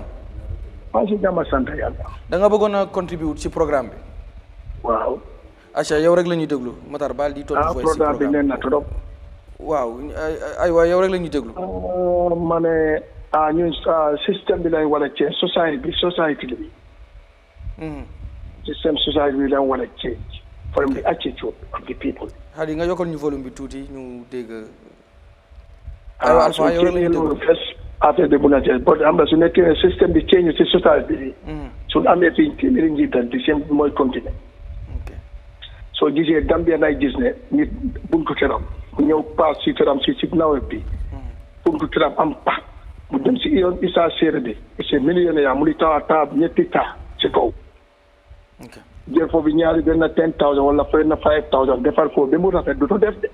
dafay paar motam bi di jompindoo bi du dul si biir këram loolu bari na Gambia fii trop suñ ceeñu loolu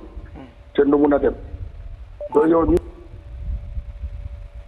defal sa maybe after 15 meters before yoon bi te nañ defar 15 meters before yoon bi su la dee yëpp dafay slab soo demee Sénégal loolu moo bari Sénégal si biir Sénégal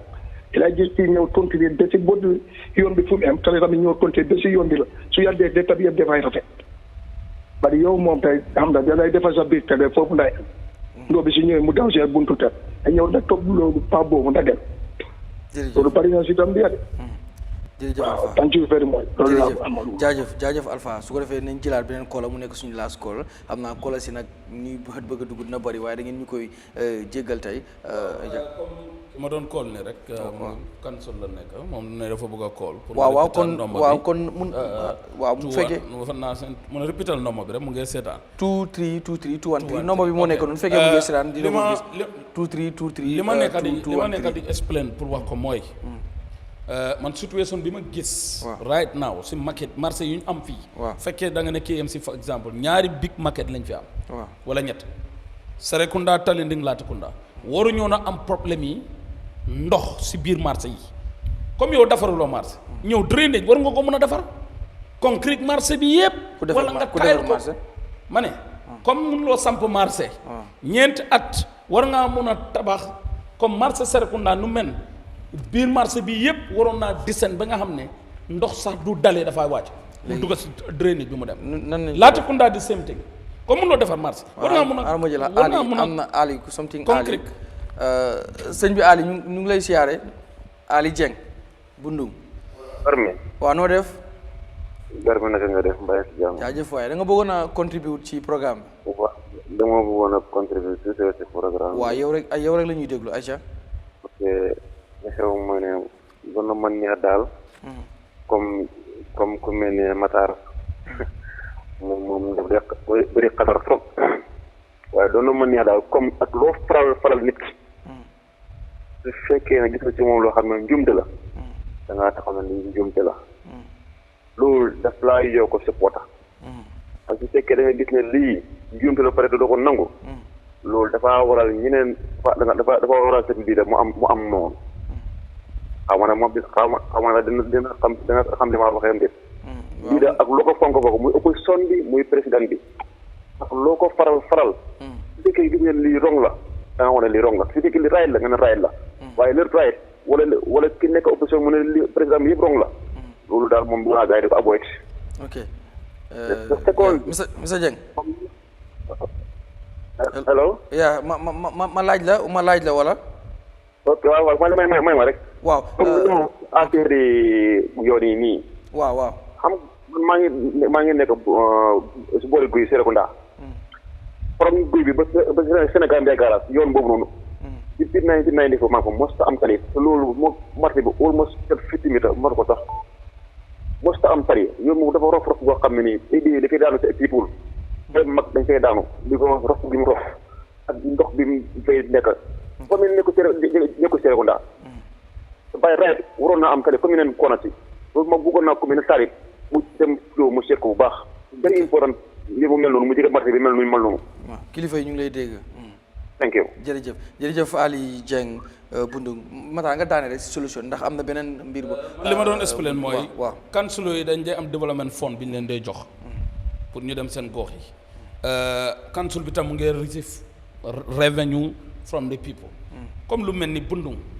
ñaata at ñu ngi jooy ndox mosuma dégg solution boo xam ne council bi indi na ko pour mbiri ndox même central government also the same is trying boo wala try na wala try waaye ndox pour imagine ñuy fay taxe di fay taxe 2 o'clock si guddi la ñoo jox pour dem root ndox ba seen ñu war a dem liggéey ba tey loolu ñaata at Bundung ak area yu Kurang yi mënuñoo am ndox te bokk na si seen responsibility pour ñu extend water supply ou electricity supply fan lañ ko gis marché yi nga xam ne moom la ñu wax te ñu marché yi moom lañ fi gis Talinding Serekunda for example ak Latrikunda in KMC tey waruñoon am problème yi ndox naka ndox di taxaw foofu wala nga dem seen wanag yi doo fa mën a toog. waaw lii la mooy solution. wala nga gis mbalit bi yóbbuwuñ ko moo tax ma ne solution bi moo doon ne seen basic responsibility ak concern moo waroon attaque ko to marché lépp lu xam ne waste la. waaw within 24 hours ñu collecte ko mu dem su ko defee dañoo mën a am better solution. beneen solution bi mooy central government foog ñu step in pour mun a tax solution mu mun a am. jaajëf maa ngi ñëw si Kurang su ma jëlee koola bi rek si Kurang laa ñëw straight balaa ñu ñëw si beneen commune boo xam ne xam naa moom la ñuy tëjee hello koola waaw Modou Dramé. asalaamaaleykum. waaw waaleykum salaam sëñ bi Dramé ñu ngi lay siyaare noo def. Garmi jërëjëf ñu ngi laa nuyu tey moom programme bi dama ko xala tardé. jërëjëf Dramé da nga bëggoon joxe ma daan jaral ma bàyyi lépp ñëw fekkee programme bi jërëjëf jërëjëf. maa ngi nuyu Mr Matarr Sène. du nuyu Kora du nuyu Bojang. Bojang am na lu mu wax. Sénégal loolu moo nekk seen loi bi. te da ngaa gis fii ku tabax. building ñaari building yu mag wala ñetti building yu mag. ci ron si yàlla gi tawee géej moo faa nekk. te Sénégal amul loolu. Sénégal soo tabaxee manson. loi bi am na lum la may ala foog da nga ko conquérir. waaw loolu nag Gambie suñ ko defu da ngaa gis ne loolu si amul da ngaa gis ku tabax sa building bu mag. si ron bi taa ndox nga ne council bi council bi mënut a defar lépp. te nit ñi ñoom dañ bëgg a lu bëri léegi dañ bëgg a nax nit ñi ne council bi mooy jël xaalis nit ñi nguur gu mag gi ñu nga feeku jaaree li ñoo feeku council bi feekuñ ko jaaree ñu ngi feeku council bi exemple si ñoo feeku 50 jaaree ñu ngi feeku 150 exemple te jaaree lan lañ fi def xaalis jaaree bi fan lañ koy yóbbu waaye léegi nag lépp lu nga xam ne nii rek lu yàqu si dëkk bi nag council moo ko war a liggéey léegi nguur gu mag gi anam nguur gu mag gi anamu Bojang lu mu wax loolu moom dama ko d'accord nguur gi dafa war a jël responsabilité képp kuy tabax manson building bu mag war neen laa jox sample 50 mètres 25 mètres 100 mètres loolu da nga ko war a conquérir su ko ñëpp defee su boobaa mbedd yi jërëjëf yàlla bi tawee ndox du am waaye bi taw loolu council bi mënut a liggéey lépp te fii ñaara képp kuy jooyee ci affaire yoon rek doo wax nguur gu mag gi de soo council bi rek ngay joxoñ baaraam te council bi mënut a def lépp council bi ñu nga fay ko ay 10 dalasi 5 dalasi nguur gu mag gi ñu nga fay ko ay 3000 5000 dalasi. jërëjëf te kenn du wax nguur gu mag gi council bi nag mënut a defar lépp te yaakaar naa ne nit ñi li ngay wax Brikama area council ak soo KMC maanaam ñoom opposition leen ñu ne gars yi ñëw liggéey ak ñoom ci nga nguur gu mag gi suñ bëgg a liggéey opposition bi mënu leen da tere ñàkkaa liggéey mënu leen da tere ñàkkaa liggéey understand dañ war a bokk liggéey waaye mënu leen da tere ñàkkaa liggéey ñu bëri nag dañ dee tooñ council bi ñu bëri dañ dee tooñ council te xamuñ liggéey council lan la am na lu bëri su NAD ñoo ko war a liggéey te dañaa ñëw ne lii council bi moo ko liggéey lampu mbedd sax su yàqoo sax ñu ne waaw council bi moo jërëjëf Modou Dramé Mamadi Kurang yow non jana sa contribution lan mooy solution non Matarr dafa jeex waaral solution su ko defee da am na benn comment suñu time jeex na te boobu bëgg naa ñu laal si balaa soo bi di jeex non pour mu gaaw rek waaw lii dafa simple ñun ñëpp xam nañ luñ bëgga nguur bu nekk da nga am basic responsibility soo bëggee ñaari nguur lañ am fii te moom lañ am si àdduna bi yëpp central government and local government now su fekkee ne da nga bëgg a develop right Matarr lu mu wax ne marché bi yow basic function mooy clean the public areas ñoom ñëpp councilor yi ñoom MC ñoom sérifo mayor yi chairman yi ñoom ñëpp seen kër buñ gisee ne ndox bi dafa taxaw fii da nga tabax nga raak fii def nii right pour ndox bi mu mun a jàlla si marché bi tam loolu lañ soxla understand nga simple drainage concrete the place let them find way for the water ndox bi bu mu ñëwee mu am fu moo jaar loolu laajte wut xaalis bu bari ak lu ñoo collecte ñëpp xam nañ ko that is a simple idea secondly tam suñ buggee develop council si right council si is not a government neexul nag because Gambia bi soo buggee criticize GDC in naka Kuntawur wala UDP in Basse ñu ne la opposition on opposition loolu du opposition on opposition ñaari nit rek a nekk di collect tax fee right the NPP from the central government the UDP and the naka local government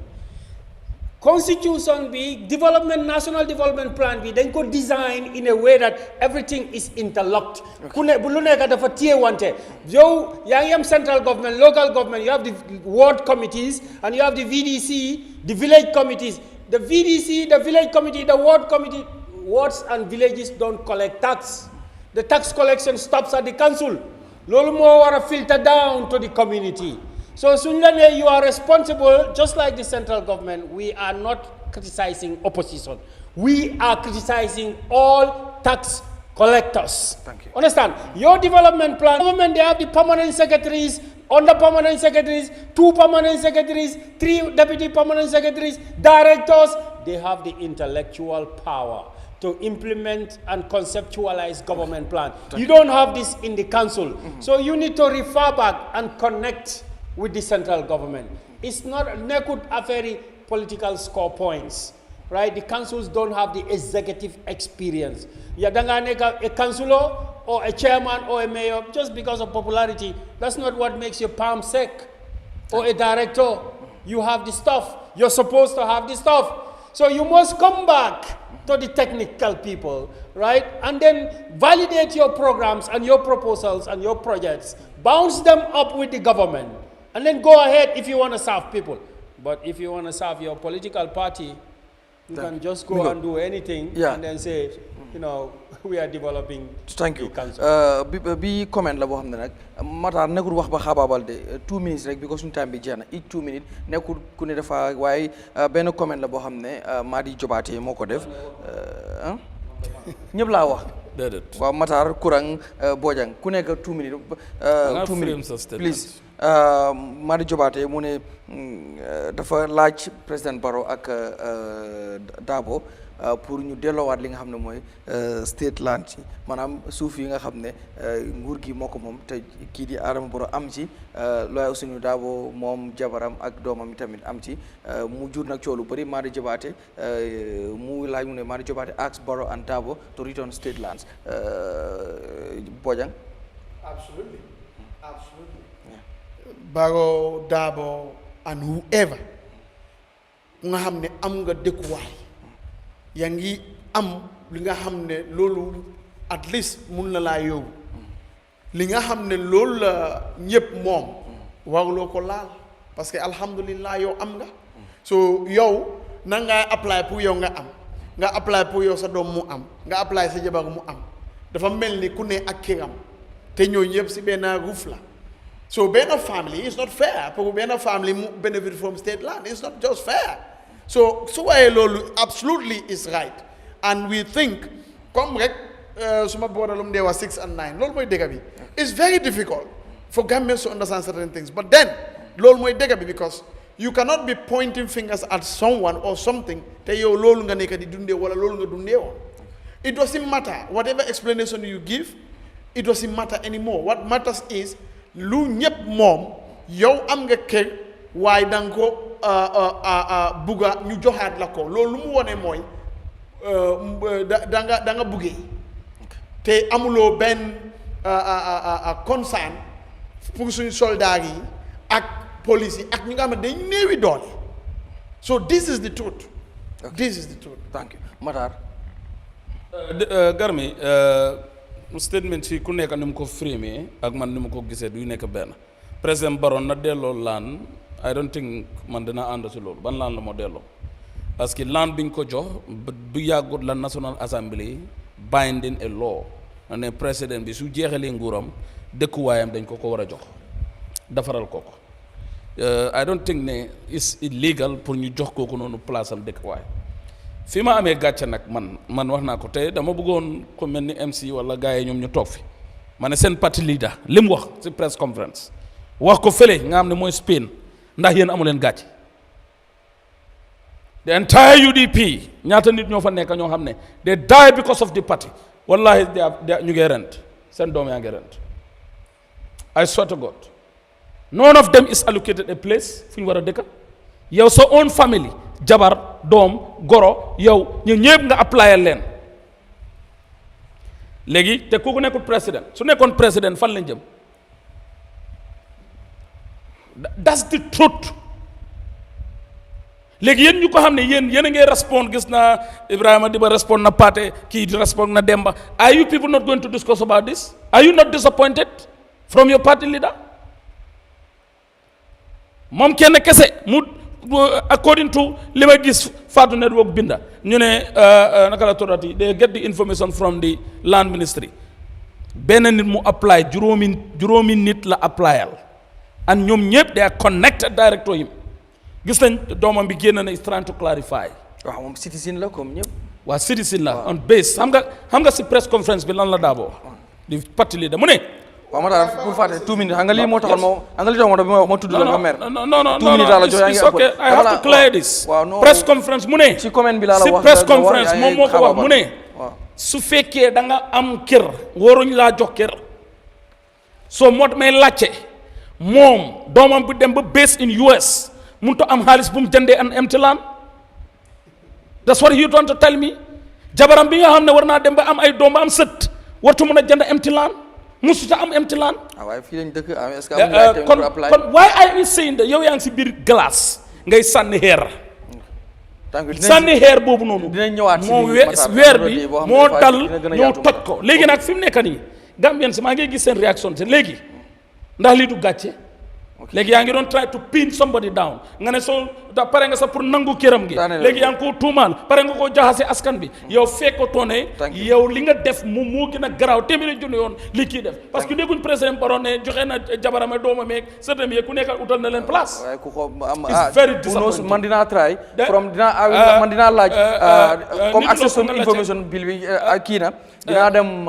ministry of lands ñu jox ma kayit yi nga xam ne ma xool su ñëwaatee fii dama ne kere biñ génnee document ne président Barrow fi ñu ko jox chief justice moo ko les ñu bañ moo ko jox moo yóbbu leen si commissionnaire si because taxawal nañu ay commission pour loolu ne jël laan mu delloo waa jaana waaye as far as loolu amul seen dis petit chief justice maanaam 2 minutes nga am loolu it doesn't make any sense ma ne balaa ngaa digle sangu da nga war a set wecc te loolu moom lañ gis si réew mi fii kumba am ndey nag kumba amul ndey amul fi de amul kenn ku ñu gën kenn gënuñu entitled benn nit mu war a akki moo réew mi benn parti war a akki ñoom ñuy ngala-ngale ni yëpp I can bet okay thank you Matarr allocation from the government all of them Mr. Kurang it's very disappointing Madi Jobaate activiste moom muy laaj human right activiste muy laaj Barrow ak ki nga xam ne mooy Darboe pour ñu delloo li nga xam ne mooy state lands yi nga xam ne jox nañ leen ko waaw xam nga wax naa fi 6 and 9 Yahya Jammeh mu ne dafa debate because waxuma dëgg wax naa fi 6 and 9 2018 bu gaay nekkoon benn parti ñu ne ma ñëpp xam nañ lu xew teg la boor right ñu ne Yahya Jammeh 400 500 compounds xam nga system la it's not about nga focus on one individual ba nit ñi yëpp foog ne kooku moo def àdduna bi yëpp moo yaaxa yëpp ba pare ba nga fàtte the main objective of what you should do put the law bu mu waxee ne Barrow dama see sa plot bi ma ne ko no that's not the way you cannot target one individual and say I take this. No, if you say we are going to put in a system to fight corruption and ABC is what we're going to do, fine, but you cannot single out people because dafa am dinga am problem. Fekk last week how mo ne bi dafa ñëw bi ñëwaat na ga ñu ne waaw Darboe ni ma ne no, right, don't target one individual, right. What he does, yeah, obviously dafa am moral questions, right, ñu bari, but I don't know what the law says. Ndax def guy break nañ law or they don't break the law. Understand nga? Now, moral problem nak, so buge hold people on moral grounds, daf they make a problem. Because kuneka, you have your moral point of view, moral criteria. Where do you cut off the line is a problem. But the problem of the country at the moment is a problem of laws and implementation of laws. Then you wanna am ay loi. The housing is very serious problem. We have covered so many times. Right? That since for the past 30 years, over $10 billion have disappeared of pensioners' money. Social security, investment, funeka, except housing. After billions and billions of pensioners' money, except housing. But hey, they don't invest it. So the problem is much bigger than Darboe, much bigger than Barrow. It's more of a systematic problem that we have to address. Lolu moy problem wax ji fum nekk nii I don't want to be because soo ñëwee ñaata nit ci Gambia bi ñooy ñoo xam ne seen wife am nañ allocation seen husband has allocation and maybe son or daughter has allocation I don't know it could be 1,000 people or 100 people so when you target one what about the rest understand so it's about the law what is the law lan mooy loi bi right politician be more responsible and government in waiting ñu xam ne seen responsibility is to take care of the poor. We still cannot account for 400 compounds Yahya Jammeh gars yi wax nañ fii tega nañ fii def nañ fi videos drama on TV commission there and so on, but what is the outcome? I don't want to be emotional about this. I think it's a systematic problem that needs a rational solution, and obviously it begs people that this country needs a system change, that 6 and 9 is the wrong solution. Thank you. Amigo, jërëjëf Matarr Saine, jërëjëf Mamadi Kurang, Abdoulie Bojang, jërëjëf yéen ñi doon seetaan sunu réew ak ñi nga xam ne dugg nañ ak yéen ñu bëggoon dugg te mënu leen dugg ñu ngi leen di jégalu bu baax a baax xanaa di ñaanaat sama panélistes yi rek ñuy teel a ñëw su ko defee ñu teel a door su ko defee seen 30 minutes bi ngeen koy mën di am mën a dugg ndax yéen itam si ngeen bokk ndax sunu réew la lépp ñëpp la lu ne ku ne ngi ci ku ci nekk dafa war a dugg wax xalaatam wala gis-gisam ci mbir mi ndax itam réew démocratie la boo xam ne Gambie yi ñoo ko xeex ba ñu yegg ci foo xam ne ku ci nekk war naa mën a joxe xalaatam ci nu réew di doxee kon ñu ngi leen ci gërëm bu baax a baax a baax MC Cham mu ngi woon ci yoon loolu la ñu waxoon waaye ba tey gisuñu kon jàpp nañ ne tey jilee ñëwul kon dinañ ko laaj ci lu mu nekk li yàlla na doon rek jàmm waaye itam di leen wax ne PRO bu Brikama Area Council moo waroon nekk suñu gan muy Lamine Singate waaye moom itam ba ci ngoon mënutu ñoo jot ci moom xamuñ itam lan moo ko téye woon di leen wax itam nag lu jëm ci wàllu local government yi ci maquettes yi dinañ ci xuusaat bu mu gën a yaatu ndax itam dañ bëgg di jàll ci yeneen i gox yéen itam ngeen gis waaye itam dinañ leen fi indil ay topics yu am solo lu jëm itam sax ci coowal suuf si bëgg nañ ci addu waaye dinañ ci daal di xoola bu baax a baax bu laajee sax ñu jéem a xool Ministry of Lands nes la ñuy def ba yor këyit goo xam ne dañu am ñan lañ allocated lands tamit waaye ndax it is illegal wala it is legal wala yu ci demee noonu ndax mbiru loi la itamit ñu daan ci xam waaye lu ci mën a am rek coow li bari na ci kon gërëm leen bu baax a baax gërëm tamit Khadija si jigéen ju man góor moom mu nekk ci technical room bi Omar Fati di ko gërëm bu baax suñu caméraman boobu di gërëm tamit chief technique yi technicien yi di Manga bu Seri Kanté waaye itam di gërëm Fanta Camara bu baax a baax ci Vox Pop bi nga xam ne def na ko ak tamit suñ beneen caméra woman bu mu àndaloon gërëm leen bu baax a baax di leen wax ne rek fii la Eyeafrica TV sunu réew ba àllarba ba bële di ñëw bu ci àllandee jërë ngeen jëf mbokk yi